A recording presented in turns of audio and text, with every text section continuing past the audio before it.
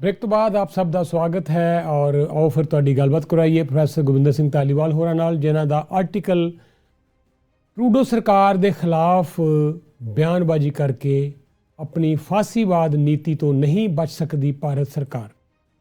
ਇਸ ਆਰਟੀਕਲ ਦੇ ਵਿੱਚ ਇਹਨਾਂ ਨੇ ਕੈਨੇਡਾ ਦੇ ਸੰਦਰਭ ਦੇ ਵਿੱਚ ਜੋ ਵੀ ਡਿਵੈਲਪਮੈਂਟਸ ਹੋ ਰਹੀਆਂ ਕਿਸਾਨ ਅੰਦੋਲਨ ਨੂੰ ਲੈ ਕੇ ਉਹਨਾਂ ਦਾ ਵੀ ਜ਼ਿਕਰ ਕੀਤਾ ਹੈ। ਪਿਛਲੇ ਦਿਨਾਂ ਦੇ ਵਿੱਚ ਜਿੱਥੇ ਟੋਰਾਂਟੋ ਦੇ ਵਿੱਚ ਬਹੁਤ ਵੱਡੇ ਪ੍ਰੋਟੈਸਟ ਹੋਏ ਆ, ਅਜੇ ਹੋ ਰਹੇ ਆ ਲਗਾਤਾਰ, ਉਸ ਤਰ੍ਹਾਂ ਹੀ ਵੈਨਕੂਵਰ ਦੇ ਇਲਾਕੇ ਵਿੱਚ BC ਵਿੱਚ ਵੀ ਬੜੇ ਵੱਡੇ ਪ੍ਰਦਰਸ਼ਨ ਪ੍ਰੋਟੈਸਟ ਦੇਖਣ ਨੂੰ ਮਿਲੇ। ਉਹਨਾਂ ਨਾਲ ਕਰਦੇ ਹਾਂ ਗੱਲਬਾਤ।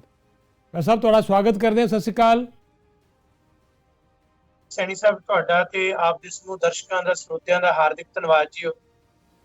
ਔਰ ਤੁਹਾਡਾ ਆਰਟੀਕਲ ਅਸੀਂ ਪੜ੍ਹਿਆ, ਬੜਾ ਅੱਛਾ ਲੱਗਾ। ਥੋੜੀ ਗੱਲ ਕੈਨੇਡਾ ਦੇ ਸੰਦਰਭ ਤੋਂ ਵੀ ਕਰ ਲਈਏ। ਪੂਰੇ ਸੰਸਾਰ ਤੋਂ ਨੋ ਡਾਊਟ ਕਿਸਾਨਾਂ ਨੂੰ ਬੜਾ ਵੱਡਾ ਸਮਰਥਨ ਮਿਲ ਰਿਹਾ, ਨਿਊਜ਼ੀਲੈਂਡ ਤੋਂ, ਇੰਗਲੈਂਡ ਤੋਂ, ਵੱਖ-ਵੱਖ ਅਮਰੀਕਾ ਤੋਂ, ਲੇਕਿਨ ਕੈਨੇਡਾ ਦੇ ਪ੍ਰਧਾਨ ਮੰਤਰੀ ਵੱਲੋਂ ਬਿਆਨ ਦਿੱਤਾ ਜਾਣਾ ਆਪਣੇ ਆਪ 'ਚ ਨੋ ਡਾਊਟ ਬਹੁਤ ਵੱਡੀ ਇੱਕ ਅਹਿਮ ਡਿਵੈਲਪਮੈਂਟ ਸੀ ਇਸ ਸਾਰੇ ਮਾਮਲੇ ਦੇ ਵਿੱਚ। ਨਿਸ਼ਚਿਤ ਤੌਰ ਦੇ ਉੱਤੇ ਉਹਦਾ ਰਿਐਕਸ਼ਨ ਹੋਣਾ ਸੁਭਾਵਿਕ ਸੀ।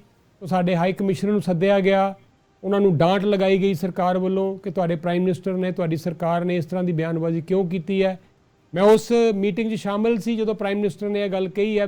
ਉਸ ਵੇਲੇ ਗੁਰੂ ਨਾਨਕ ਦੇਵ ਜੀ ਦੇ ਗੁਰਪੁਰਬ ਦੇ ਮੌਕੇ 'ਤੇ ਵਰਚੁਅਲ ਮੀਟਿੰਗ ਹੋ ਰਹੀ ਸੀ ਔਰ ਉਸ ਤੋਂ ਬਾਅਦ ਇੱਕ ਹੋਰ ਪ੍ਰੈਸ ਕਾਨਫਰੰਸ ਹੋਈ। ਦੁਬਾਰਾ ਸਵਾਲ ਪੁੱਛਿਆ ਗਿਆ, ਬਜਾਏ ਇਸ ਦੇ ਕਿ ਆਪਣੀ ਗੱਲ ਨੂੰ ਗੋਲ-ਮੋਲ ਕਰਦੇ, ਪ੍ਰਾਈਮ ਮਿਨਿਸਟਰ ਟਰੂਡੋ ਨੇ ਫਿਰ ਬੜੇ ਸਪਸ਼ਟ ਤਰੀਕੇ ਨਾਲ ਬਿਨਾਂ ਭਾਰਤ ਦਾ ਨਾਂ ਲਿਆ ਦੁਬਾਰਾ ਦੁਹਰਾਇਆ ਕਿ ਅਸੀਂ ਹਿਊਮਨ ਰਾਈਟਸ ਦੇ ਲਈ ਡਟ ਕੇ ਖੜੇ ਹਾਂ ਔਰ ਲੋਕਾਂ ਦਾ ਜਿਹੜਾ ਸ਼ਾਂਤਮਈ ਪ੍ਰੋਟੈਸਟ ਹੈ ਉਹਦੇ ਪੂਰੇ ਸਟਰੋਂਗਲੀ ਹੱਕ ਵਿੱਚ ਹਾਂ। ਤਾਂ ਲਗਾਤਾਰ 2 ਵਾਰ ਪ੍ਰਾਈਮ ਮਿਨਿਸਟਰ ਨੇ ਗੱਲ ਕਲੀਅਰ ਕਰ ਦਿੱਤੀ ਕਿ ਉਹ ਇਸ ਵੇਲੇ ਜੋ ਕਿਸਾਨ ਸੰਘਰਸ਼ ਕਰ ਰਿਹਾ, ਜੋ ਵੀ ਪ੍ਰੋਟੈਸਟ ਚੱਲ ਰਿਹਾ, ਉੱਥੇ ਜੋ ਵੀ ਅੰਦੋਲਨ ਚੱਲ ਰਿਹਾ, ਉਹਦੇ ਸਟਰੋਂਗਲੀ ਹੱਕ 'ਚ ਹੈ ਕੈਨੇਡਾ। ਇਹਦੇ ਲਈ ਜੋ ਉੱਥੇ ਰਿਐਕਸ਼ਨ ਹੋਇਆ ਉਹ ਆਪਣੇ ਸਾਰਿਆਂ ਦੇ ਸਾਹਮਣੇ ਹੈ। ਲੇਕਿਨ ਕੈਨੇਡਾ ਵੱਲੋਂ ਐਡੀ ਵੱਡੀ ਗਿਣਤੀ ਵਿੱਚ ਜਿਹੜਾ ਇਹ ਸਮਰਥਨ ਮਿਲ ਰਿਹਾ ਹੈ ਉਹਦੇ ਬਾਰੇ ਪਹਿਲਾਂ ਤਾਂ ਤੁਹਾਨੂੰ BC ਦੇ ਹਵਾਲੇ ਨਾਲ ਦੱਸੋ, ਉੱਥੇ ਕੀ ਡਿਵੈਲਪਮੈਂਟ ਚੱਲ ਰਹੀ ਹੈ। ਸਾਰਿਆਂ ਤੋਂ ਪਹਿਲਾਂ ਤਾਂ ਸੈਣੀ ਸਾਹਿਬ, ਜਿਹੜਾ ਤੁਸੀਂ ਗੁਰੂ ਨਾਨਕ ਸਾਹਿਬ ਦੇ ਆਗਮਨ ਪੁਰਬ ਤੇ ਪ੍ਰਾਈਮ ਮਿਨਿਸਟਰ ਜਸਟਿਨ ਟਰੂਡੋ ਦੇ ਬਿਆਨ ਦੀ ਗੱਲ ਕੀਤੀ ਹੈ, ਇਹ ਵਧਾਈਆਂ ਤਾਂ ਵੈਸੇ ਭਾਰਤ ਦੇ ਪ੍ਰਧਾਨ ਮੰਤਰੀ ਨੇ ਵੀ ਦਿੱਤੀਆਂ ਗੁਰੂ ਨਾਨਕ ਸਾਹਿਬ ਦੇ ਪੁਰਬ ਤੇ। ਹੁਣ ਵੀ ਹਾਲੀਆ ਵਿੱਚ ਵੀ ਜੋ ਉਹਨਾਂ ਨੇ ਕਿਹਾ, ਜਦੋਂ ਉਦਘਾਟਨ ਹੋ ਰਿਹਾ ਸੀ ਨਵੀਂ ਬਿਲਡਿੰਗ ਦਾ ਸੰਸਦ ਦੀ ਦਾ, ਤੇ ਉਹਨਾਂ ਨੇ ਕਿਹਾ ਕਿ ਗੁਰੂ ਸਾਹਿਬ ਦਾ ਇਹ ਜਿਹੜਾ ਬਚਨ ਹੈ, ਜਬ ਲਗ ਦੁਨੀਆ ਰਹੀਏ ਨਾਨਕ ਕਿਛ ਸੁਣੀਏ ਕਿਛ ਕਹੀਏ, ਤੇ ਉਹਨਾਂ ਨੇ ਇਹ ਆਪਣੇ ਕਿਸਾਨਾਂ ਨੂੰ ਜਾਂ ਬਾਕੀ ਲੋਕਾਂ ਨੂੰ ਕਿਹਾ ਵੀ ਇਹ ਗੱਲਬਾਤ ਕਰੋ। ਪਰ ਮੈਂ ਹੈਰਾਨ ਸੀ ਕਿ ਪਹਿਲੀ ਗੱਲ ਤਾਂ ਵਧਾਈਆਂ ਦੀ ਫਾਰਮਲ ਵਧਾਈਆਂ ਦੇਣੀਆਂ ਕੋਈ ਅਰਥ ਨਹੀਂ ਰੱਖਦੀਆਂ ਗੁਰੂ ਸਾਹਿਬ ਦੇ ਆਗਮਨ ਪੁਰਬ ਤੇ। ਵਧਾਈ ਉਹ ਹੈ ਕਿ ਜੋ ਉਹਨਾਂ ਦਾ ਸਿਧਾਂਤ ਹੈ ਉਸ ਦੇ ਬਾਰੇ ਸਹੀ ਢੰਗ ਦੇ ਨਾਲ ਉਸ ਪ੍ਰਸੰਗ ਦੇ ਵਿੱਚ ਗੱਲ ਕੀਤੀ ਜਾਵੇ। ਜੋ ਜਸਟਿਨ ਟਰੂਡੋ ਨੇ ਜਿਹੜੇ ਉਸ ਵਰਚੁਅਲ ਕਾਨਫਰੰਸ ਦੇ ਵਿੱਚ ਗੁਰੂ ਸਾਹਿਬ ਨੇ ਜੋ ਅਸਲ 'ਚ ਸੁਨੇਹਾ ਦਿੱਤਾ ਹੈ ਉਸ ਨੂੰ ਬਿਆਨ ਕੀਤਾ, ਤੇ ਉਹ ਗੱਲ ਕੀਤੀ ਕਿ ਸ਼ਾਂਤਮਈ ਢੰਗ ਨਾਲ ਆਵਾਜ਼ ਬੁਲੰਦ ਕਰਨ ਦੇ ਹੱਕ ਨੂੰ ਰੋਕਿਆ ਨਹੀਂ ਜਾ ਸਕਦਾ। ਕੈਨੇਡਾ ਉਸ ਦੇ ਸਮਰਥਨ ਦੇ ਵਿੱਚ ਹੈ। ਸੋ ਇਹ ਐਕਚੁਅਲ ਗੁਰੂ ਨਾਨਕ ਸਾਹਿਬ ਦਾ ਹੀ ਸੁਨੇਹਾ ਸੀ ਜਿਹੜਾ ਭਾਰਤ ਦੇ ਪ੍ਰਧਾਨ ਮੰਤਰੀ ਨੇ ਤਾਂ ਰਸਮੀ ਤੌਰ ਤੇ ਦਿੱਤਾ, ਤੇ ਆਪ ਉਸ ਦੀ ਕਾਰਵਾਈ ਆਪਣੇ ਉਲਟ ਚੱਲ ਰਹੀ ਹੈ, ਜਦਕਿ ਕੈਨੇਡਾ ਦੇ ਪ੍ਰਧਾਨ ਮੰਤਰੀ ਨੇ ਬੜੇ ਡਟਵੇਂ ਰੂਪ 'ਚ ਕੀਤਾ। ਤੇ ਉਸ ਗੱਲ ਦੇ ਵਿੱਚ ਜਦੋਂ ਦੂਸਰੀ ਵਾਰ ਜਿਵੇਂ ਤੁਸੀਂ ਜ਼ਿਕਰ ਕੀਤਾ ਉਹਨਾਂ ਨੇ ਫਿਰ ਉਸ ਤੇ ਮੋਹਰ ਲਾਈ। ਇਸ ਗੱਲ ਦਾ ਪ੍ਰਭਾਵ ਇਸੇ ਕਰਕੇ ਬਣਿਆ, ਜੇ ਕੈਨੇਡਾ ਦੇ ਵੱਖ-ਵੱਖ ਪਾਰਟੀਆਂ ਦੇ ਮੈਂਬਰ ਆਫ ਪਾਰਲੀਮੈਂਟ, ਆਪੋਜੀਸ਼ਨ, ਦੋਨੇ ਹੀ ਪਾਰਟੀਆਂ ਦੇ ਲੀਡਰ, ਕੈਨੇਡਾ ਦੇ ਐਟ ਲਾਰਜ ਕਮਿਊਨਿਟੀ, ਇੱਥੋਂ ਦੀਆਂ ਜਿਹੜੀਆਂ ਕੈਨੇਡੀਅਨ ਸੰਸਥਾਵਾਂ, ਜਥੇਬੰਦੀਆਂ ਜਿਨ੍ਹਾਂ ਦੇ ਹਜ਼ਾਰਾਂ ਲੱਖਾਂ ਮੈਂਬਰ ਨੇ, ਜਾਂ ਉਹ ਲੋਕ ਜਿਹੜੇ ਕੈਨੇਡਾ 'ਚ ਵਸਦੇ ਹੋਏ ਮਨੁੱਖੀ ਅਧਿਕਾਰਾਂ ਨੂੰ ਹਮੇਸ਼ਾ ਅਲੱਗ ਤੇ ਮੁੱਖ ਪੱਧਰ ਤੇ ਰੱਖਦੇ ਨੇ, ਉਹਨਾਂ ਸਾਰਿਆਂ ਦੀ ਇਹੀ ਸੋਚ ਸੀ ਕਿ ਇਹ ਜਿਹੜਾ ਕਿਸਾਨੀ ਅੰਦੋਲਨ ਹੈ ਉਸ ਦੀ ਆਵਾਜ਼ ਬਣਿਆ ਜਾਏ।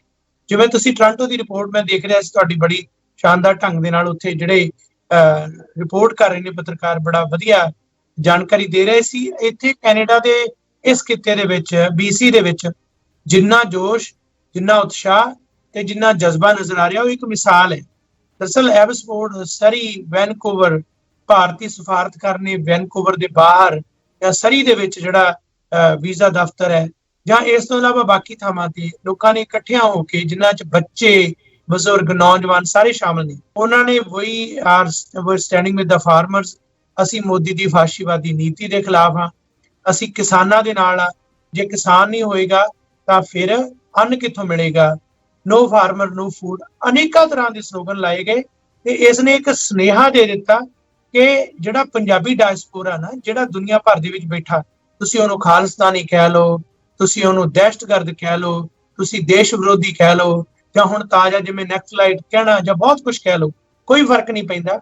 ਮਨੁੱਖੀ ਅਧਿਕਾਰਾਂ ਲਈ ਸਮਰਪਿਤ ਹੈ ਅਤੇ ਇੰਨੀ ਡੈਡੀਕੇਸ਼ਨ ਨਾਲ ਇਹ ਆਵਾਜ਼ ਉੱਠੀ ਹੈ ਕਿ 1984 ਦੇ ਵਿੱਚ ਜਦੋਂ ਦਰਬਾਰ ਸਾਹਿਬ ਤੇ ਹਮਲਾ ਹੋਇਆ ਸੀ, ਉਸ ਵੇਲੇ ਇਹੋ ਜਿਹੇ ਰੋਸ ਮੁਜ਼ਾਹਰੇ ਕੈਨੇਡਾ 'ਚ ਹੋਏ ਸਨ, ਬਲਕਿ ਇਸ ਵੇਲੇ ਉਸ ਤੋਂ ਵੀ ਵੱਡੀ ਤਾਦਾਦ ਦੇ ਵਿੱਚ ਲੋਕ ਸ਼ਾਮਲ ਹੋ ਕੇ ਆਵਾਜ਼ ਬਣੇ ਨੇ ਉਹਨਾਂ ਕਿਸਾਨਾਂ ਦੀ, ਜਿਹੜੇ ਹੱਕ ਸੱਚ ਤੇ ਇਨਸਾਫ ਦੀ ਲੜਾਈ ਲੜ ਰਹੇ ਨੇ। ਸਾਹਿਬ, ਜੇ ਗੱਲ ਕਰੀਏ ਕੈਨੇਡਾ ਦੇ ਵਿੱਚ ਦੋ ਪ੍ਰਮੁੱਖ ਸ਼ਹਿਰਾਂ ਦੀ, ਟੋਰਾਂਟੋ ਤੇ ਵੈਨਕੂਵਰ, ਜਾਂ ਐ ਕਹਿ ਲਓ ਕਿ ਹੁਣ ਬਰੈਂਪਟਨ ਤੇ ਸਰੀ, ਜਿੱਥੇ ਆਪਣੀ ਬਹੁਤ ਵੱਡੀ ਗਿਣਤੀ ਹੈ ਪੰਜਾਬੀ ਭਾਈਚਾਰੇ ਦੀ, ਜੇ ਗੱਲ ਕਰੀਏ ਰਹਿਣ ਵਾਲੇ ਲੋਕਾਂ ਦੀ, ਉਹਨਾਂ ਦੇ ਪਿਛੋਕੜ ਦੀ, ਤੇ ਮੈਨੂੰ ਐਂ ਲੱਗਦਾ ਬਹੁਤ ਵਾਰ ਅਸੀਂ ਇਹ ਗੱਲ ਮਹਿਸੂਸ ਕਰਦੇ ਹਾਂ ਕਿ ਟੋਰਾਂਟੋ ਇਲਾਕੇ ਦੇ ਵਿੱਚ ਜਿਹੜੇ ਲੋਕ ਆਏ ਹੋਏ ਆ, ਉਹ ਇੱਥੇ ਇੰਡਸਟਰੀ ਹੋਣ ਕਰਕੇ, ਕਈ ਤਰ੍ਹਾਂ ਦੇ ਹੋਰ ਕਿੱਤੇ ਹੋਣ ਕਰਕੇ ਇੱਥੇ ਆ ਕੇ ਉਹ ਉਹਨਾਂ ਕਿੱਤਿਆਂ 'ਚ ਟਰੱਕਿੰਗ ਇੰਡਸਟਰੀ ਕਹਿ ਲਓ, ਹੋਰ ਇੰਡਸਟਰੀਜ਼ ਕਹਿ ਲਓ, ਉਹਦੇ 'ਚ ਕੰਮ ਕਰ ਰਹੇ ਆ। ਬੇਸ਼ੱਕ ਉਹਨਾਂ ਦਾ ਪਿਛੋਕੜ ਕਿਤੇ ਨਾ ਕਿਤੇ ਕਿਰਸਾਨੀ ਵੀ ਸੀ, ਪਰ ਜਿਹੜੇ ਲੋਕ BC 'ਚ ਆਏ, ਸ਼ੁਰੂ 'ਚ ਆਏ, ਔਰ ਉਹਨਾਂ ਨੇ ਆ ਕੇ ਉੱਥੇ ਬੜੇ ਵੱਡੇ ਪੱਧਰ ਦੇ ਉੱਤੇ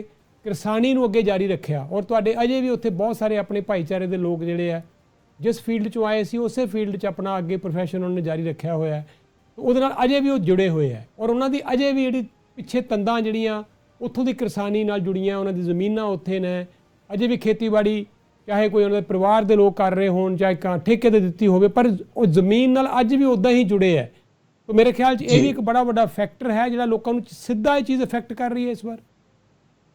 ਕੋਈ ਸ਼ੱਕ ਨਹੀਂ ਜੀ, ਕਿਰਸਾਨੀ ਬੈਕਗ੍ਰਾਉਂਡ ਦੇ ਲੋਕ ਕੈਨੇਡਾ 'ਚ ਆਏ ਹੋਏ ਨੇ। BC ਦੀ ਗੱਲ ਤੁਸੀਂ ਕੀਤੀ ਹੈ, ਅਸੀਂ ਖੁਦ ਫਾਰਮ 'ਚ ਰਹਿੰਦੇ ਹਾਂ, ਬਲੂਬੇਰੀ ਫਾਰਮਿੰਗ ਕਰਦੇ ਹਾਂ, ਸਾਡਾ ਆਪਣਾ ਵੀ ਇਹ ਇੱਕ ਜਿਹੜਾ ਹੈ ਕਿੱਤਾ ਹੈ ਨਾਲ।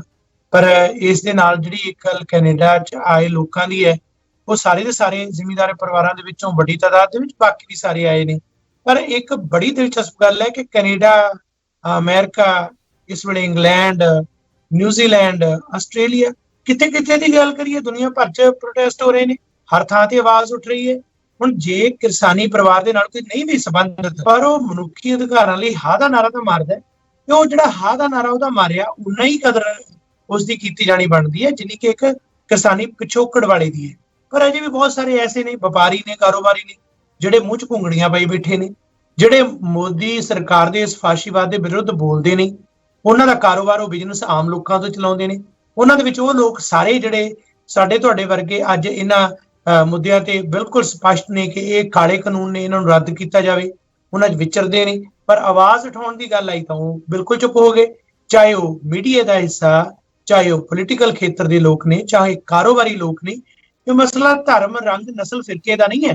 ਇਹ ਬੇਸ਼ੱਕ ਪੰਜਾਬ ਮੇਦੀ ਬਣਿਆ, ਮੋਢੀ ਬਣਿਆ, ਅਗਵਾਈ ਦੇ ਰਿਹਾ, ਮੋਹਰੀ ਹਮੇਸ਼ਾ ਪੰਜਾਬ ਬਣਿਆ, ਤੇ ਇਹਦਾ ਫਲਸਫਾ ਹੀ, ਕਿਉਂਕਿ ਗੁਰੂ ਨਾਨਕ ਸਾਹਿਬ ਦਾ ਫਲਸਫਾ ਹੈ ਕਿ ਮਨੁੱਖੀ ਅਧਿਕਾਰਾਂ ਦਾ, ਸਰਬੱਤ ਦੇ ਭਲੇ ਦਾ, ਬਾਬਰ ਨੂੰ ਜਾਬਰ ਕਹਿਣ ਦਾ। ਪਿੱਛੇ ਜੇ ਮੰਤਰੀ ਨੇ ਭਾਰਤ ਦੇ ਨੇ ਇੱਕ ਗੱਲ ਕਹੀ ਕਿ ਮੀਡੀਆ ਪਤਾ ਕਰੇ ਕਿ ਇਹ ਸਾਰਾ ਜੋ ਕੁਝ ਹੋ ਰਿਹਾ ਇਹਦੇ ਪਿੱਛੇ ਕਿਹੜੀ ਤਾਕਤ ਕੰਮ ਕਰਦੀ ਹੈ, ਪਰ ਉਹ ਮੂਰਖ ਨੂੰ ਇਹ ਨਹੀਂ ਪਤਾ, ਇਹਦੀ ਤਾਕਤ ਲੱਭਣ ਦੀ ਲੋੜ ਹੀ ਨਹੀਂ। ਇਹਦੀ ਤਾਕਤ ਤਾਂ ਪਿੱਛੇ ਇੱਕੋ ਹੀ ਤਾਕਤ ਹੈ, ਉਹ ਗੁਰੂ ਨਾਨਕ ਸਾਹਿਬ ਦੀ ਬਾਬਰ ਨੂੰ ਜਾਬਰ ਕਹਿਣ ਦੀ ਤੇ ਸਰਬੱਤ ਦੇ ਭਲੇ ਦੀ। ਤੇ ਜਦੋਂ ਪੰਜਾਬ ਦੀ ਧਰਤੀ ਤੋਂ ਇਹ ਜ਼ਲਜ਼ਲਾ ਉੱਠਿਆ, ਜਿਸ ਤਰ੍ਹਾਂ ਉਹ ਕਾਫਲਾ ਬਣ ਕੇ ਗਏ, ਤੇ ਹਰਿਆਣੇ ਵਾਲੇ ਵੀ ਨਾਲ ਤੁਰ ਪਏ, ਹਿਮਾਚਲ ਵਾਲੇ ਵੀ ਤੁਰ ਪਏ, ਰਾਜਸਥਾਨ ਵਾਲੇ ਤੁਰ ਪਏ, ਕਿਹੜਾ ਪਿੱਛੇ ਰਿਹਾ? ਉਹ ਕਹਿੰਦੇ ਜੇ ਤੁਸੀਂ ਹੱਕ ਮੰਗਣ ਵਾਲਿਆਂ ਨੂੰ ਖਾਲਿਸਤਾਨੀ ਕਹਿੰਦੇ ਹੋ, ਅਸੀਂ ਸਾਰੇ ਖਾਲਿਸਤਾਨੀ ਹੈ। ਜੇ ਹੱਕ ਮੰਗਣ ਵਾਲਿਆਂ ਨੂੰ ਦਹਿਸ਼ਤਗਰਦ ਕਹਿ ਰਹੇ ਹੋ ਤਾਂ ਅਸੀਂ ਵੀ ਦਹਿਸ਼ਤਗਰਦ ਹਾਂ। ਹੁਣ ਉਹਨਾਂ ਨੇ ਹੋਰ ਕੰਮ ਫੜਿਆ, ਕੁਝ ਤਸਵੀਰਾਂ ਲੱਗੀਆਂ ਜਿਨ੍ਹਾਂ 'ਚ ਕੁਝ ਇਸ਼ੂ ਸਨ ਕਿ ਸਾਰਿਆਂ ਨੂੰ ਸਾਂਝੇ ਮੰਚ ਤੇ ਰੱਖਣਾ ਚਾਹੀਦਾ ਸੀ, ਧਿਆਨ ਵਿਕੇਂਦਰਿਤ ਨਾ ਹੋਵੇ ਜਾਂ ਗਰੁੱਪਾਂ 'ਚ ਨਾ ਵੰਡੇ ਜਾਣ, ਪਰ ਉਹ ਚਲੋ ਇੱਕ ਵੱਖਰਾ ਮਸਲਾ ਸੀ। ਪਰ ਇੱਕ ਗੱਲ ਕਹਿਣੀ ਚਾਹੀ ਸ਼ਾਹ ਨਿਵਾਜ਼ ਨੇ ਅੱਜ ਭਾਜਪਾ ਦੇ ਇੱਕ ਬੁਲਾਰੇ ਨੇ, ਹਾਲਾਂਕਿ ਮੁਸਲਿਮ ਬੈਕਗਰਾਉਂਡ ਦਾ, ਪਰ ਉਹ ਬੋਲਿਆ ਕਿ ਜਿਹੜੇ ਮਾਓਵਾਦੀ ਨੇ, ਜਿਹੜੇ ਖੱਬੇ ਪੱਖੀ ਨੇ, ਜਾਂ ਇਹ ਲੋਕ ਨੇ, ਇਹ ਮੋਰਚੇ ਨੂੰ ਖਰਾਬ ਕਰ ਰਹੇ ਨੇ ਨਾ। ਸ਼ਾਹ ਨਿਵਾਜ਼ ਤੋਂ ਜਾਂ BJP ਤੋਂ ਸਰਟੀਫਿਕੇਟ ਲੈਣਾ ਕਿਸੇ ਨੇ ਮੋਰਚੇ ਦਾ, ਜਾਂ ਇਹਨਾਂ ਨੇ ਉਸ ਨੂੰ ਤਸਲੀਮ ਕਰਨਾ ਕੀ ਹੈ? ਮੋਰਚਾ ਲੋਕਾਂ ਦਾ ਤੇ ਲੋਕ ਇਸ ਲਹਿਰ ਦਾ ਰੂਪ ਨੇ। ਉਹ ਤਾਂ ਪੁਲਿਸ ਵਾਲੇ ਨੂੰ ਲੰਗਰ ਛਕਾ ਰਹੇ ਨੇ, ਦੂਸਰਿਆਂ ਨੂੰ ਵੀ ਸੇਵਾ ਕਰ ਰਹੇ ਨੇ। ਸੋ ਮੈਨੂੰ ਲੱਗਦਾ ਹੈ ਕਿ ਜਿਸ ਰਫ਼ਤਾਰ ਤੇ ਜਿਸ ਸੋਝੀ ਨਾਲ ਇਹ ਮੋਰਚਾ ਚਲਾਇਆ ਜਾ ਰਿਹਾ ਹੈ, ਉਸ ਦੇ ਵਿੱਚ ਨਿੱਕੀਆਂ ਮੋਟੀਆਂ ਗੱਲਾਂ ਨੂੰ ਇੱਕ ਪਾਸੇ ਰੱਖ ਕੇ ਇਹ ਸੋਚੀਏ ਕਿ ਭਾਰਤ ਦੇ ਅੰਦਰ, ਦਿੱਲੀ 'ਚ ਜਾਂ ਦੇਸ਼ ਦੇ ਬਾਕੀ ਹਿੱਸਿਆਂ 'ਚ ਤੇ ਵਿਦੇਸ਼ ਦੇ ਵਿੱਚ ਕੁੱਲ ਪੰਜਾਬੀ ਡਾਇਸਪੋਰਾ ਜਿਹੜਾ ਇਸ ਦੀ ਇਸ ਵੇਲੇ ਜਿੰਦ ਜਾਨ ਬਣਿਆ ਹੋਇਆ ਹੈ। ਤੇ ਜੇ ਇਸੇ ਤਰ੍ਹਾਂ ਚੱਲਦਾ ਰਿਹਾ ਤਾਂ ਇੱਕ ਦਿਨ ਸਰਕਾਰ ਨੂੰ ਗੋਡੇ ਟੇਕਣੇ ਹੀ ਪੈਣਗੇ। ਬਹੁਤ ਬਹੁਤ ਸ਼ੁਕਰੀਆ ਬਰਾੜ ਸਾਹਿਬ। ਔਰ ਤੁਸੀਂ ਬੜਾ ਬਖੂਬ ਗੱਲ ਕਹਿ ਦਿੱਤੀ ਹੈ ਕਿ ਇਹਨੂੰ ਬੜੀ ਤਰ੍ਹਾਂ ਦੀ ਰੰਗਤ ਦਿੱਤੀ ਜਾਣ ਦੀ ਕੋਸ਼ਿਸ਼ ਕੀਤੀ ਜਾ ਰਹੀ ਹੈ, ਪਰ ਅਸੀਂ ਯਾਦ ਕਰਵਾਉਣਾ ਚਾਹੁੰਦੇ ਹਾਂ ਕਿ ਕੋਵਿਡ-19 ਦੇ ਸਮੇਂ ਦੇ ਵਿੱਚ ਵੀ ਇਹ ਪੰਜਾਬੀ ਹੀ ਸਨ ਜਿਨ੍ਹਾਂ ਨੇ ਥਾਂ ਥਾਂ ਤੇ ਲੰਗਰ ਲਾਏ। ਨਾ ਸਿਰਫ ਭਾਰਤ ਦੀ ਪੁਲਿਸ ਨੇ, ਵੱਖ-ਵੱਖ ਸੂਬਿਆਂ ਦੇ ਲੋਕਾਂ ਨੇ, ਬਲਕਿ ਵਿਦੇਸ਼ਾਂ ਵਿੱਚ ਵੀ ਹਰ ਥਾਂ ਦੀ ਸ਼ਲਾਘਾ ਹੋਈ। ਚਾਹੇ ਕਦੀ ਵੀ ਕਿਤੇ ਵੀ ਦੁਨੀਆ 'ਚ ਵਿਪਤਾ ਆਵੇ, ਭਾਰਤ ਦੀ ਆਜ਼ਾਦੀ ਦੀ ਗੱਲ ਕਰ ਲਈਏ, ਹਰ ਥਾਂ ਜੇ ਉਦੋਂ ਪੰਜਾਬੀ ਅੱਗੇ ਆ ਸਕਦੇ ਹੈ ਤੇ ਜੇ ਹੁਣ ਕਿਸਾਨੀ ਦੇ ਅੰਦੋਲਨ ਦੇ ਵਿੱਚ ਅੱਗੇ ਉਹ ਲੀਡ ਕਰ ਰਹੇ ਹੈ ਤੇ ਫਿਰ ਤਕਲੀਫ ਕਿਉਂ, ਫਿਰ ਉਸ ਨੂੰ ਇੰਨਾ ਜ਼ਿਆਦਾ ਨੈਗੇਟਿਵਲੀ ਕਿਉਂ ਲਿਆ ਜਾ ਰਿਹਾ ਹੈ। ਮੇਰੇ ਖਿਆਲ ਦੇ ਵਿੱਚ ਇਹ ਜਿਹੜੇ ਭਰਮ ਭੁਲੇਖੇ ਪਾਉਣ ਦੀ ਕੋਸ਼ਿਸ਼ ਕੀਤੀ ਜਾ ਰਹੀ ਹੈ, ਇਹ ਕਾਫੀ ਹੱਦ ਤੱਕ ਮਨਸੂਬੇ ਫੇਲ ਹੋ ਗਏ ਹੈ ਸਰਕਾਰ ਦੇ। ਬਸ ਸਾਹਿਬ ਜਾਣ ਤੋਂ ਪਹਿਲਾਂ ਇੱਕ ਲਾਸਟ ਤੁਹਾਨੂੰ ਇੰਨੀ ਕੁ ਬੇਨਤੀ ਅਸੀਂ ਵੀ ਕਰਨਾ ਚਾਹੁੰਦੇ ਹਾਂ। ਅਸੀਂ ਇੰਟਰਵਿਊ ਕੀਤੀ ਸੀ ਰਾਜੇਵਾਲ ਸਾਹਿਬ ਦੀ, ਮੈਂ ਕਾਫੀ ਲੰਬੀ ਚੌੜੀ ਮੇਰੀ ਉਹਨਾਂ ਨਾਲ ਗੱਲ ਹੋਈ ਹੈ।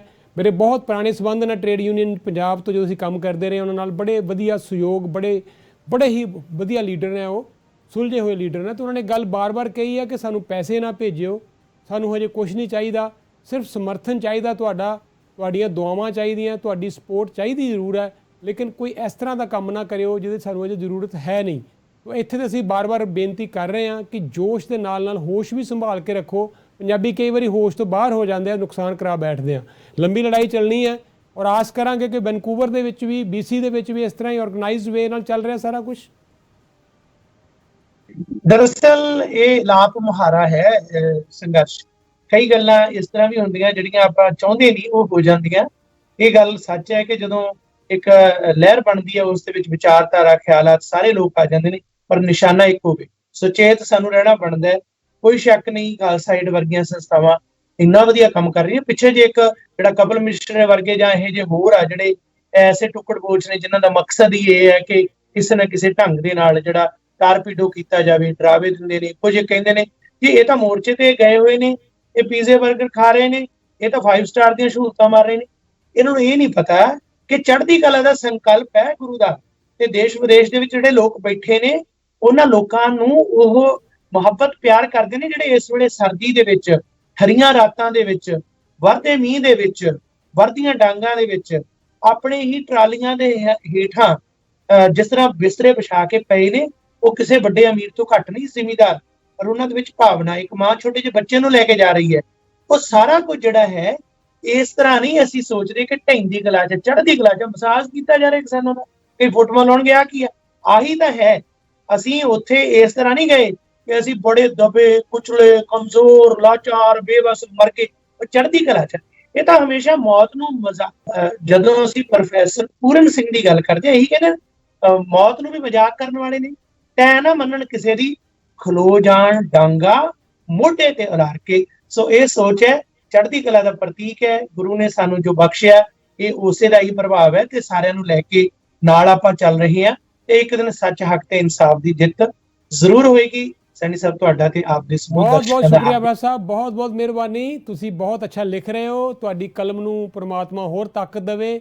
ਇਸ ਤਰ੍ਹਾਂ ਅੱਛਾ ਲਿਖਦੇ ਰਹੋ ਔਰ ਇਸ ਤਰ੍ਹਾਂ ਹੀ ਤੁਸੀਂ ਮੀਡੀਆ 'ਚ ਰਹਿ ਕੇ ਵੀ, ਤੁਸੀਂ, ਮੈਨੂੰ ਪਤਾ ਤੁਹਾਡਾ ਹੁਣ ਹੋਰ ਕਈ ਪਾਸੇ ਵੀ ਧਿਆਨ ਹੁੰਦਾ ਪ੍ਰੋਫੈਸ਼ਨ, ਪਰ ਤੁਸੀਂ ਜੋ ਮੀਡੀਆ ਯੋਗਦਾਨ ਪਾ ਰਹੇ ਹੋ ਬਹੁਤ ਬੜਮੁੱਲਾ ਹੈ, ਲੋੜ ਇਸ ਲਈ ਹੋਰ ਜ਼ਿਆਦਾ ਹੈ। ਤੁਹਾਡੇ ਨਾਲ ਆਉਣ ਵਾਲੇ ਦਿਨਾਂ 'ਚ ਵੀ ਗੱਲਬਾਤ ਕਰਦੇ ਰਹਾਂਗੇ। ਬਹੁਤ ਬਹੁਤ ਸ਼ੁਕਰੀਆ ਤੁਹਾਡਾ। ਸਤਿ ਸ਼੍ਰੀ ਅਕਾਲ। ਧੰਨਵਾਦ ਜੀ ਪ੍ਰੋਫੈਸਰ ਗੁਰਦੇਵ ਸਿੰਘ ਧਾਲੀਵਾਲ ਸਾਡੇ ਨਾਲ ਜੁੜੇ ਹੋਏ ਸਨ ਸਰੀ ਤੋਂ। ਸਮਾਂ ਇੱਥੇ ਸਮਾਪਤ ਹੈ।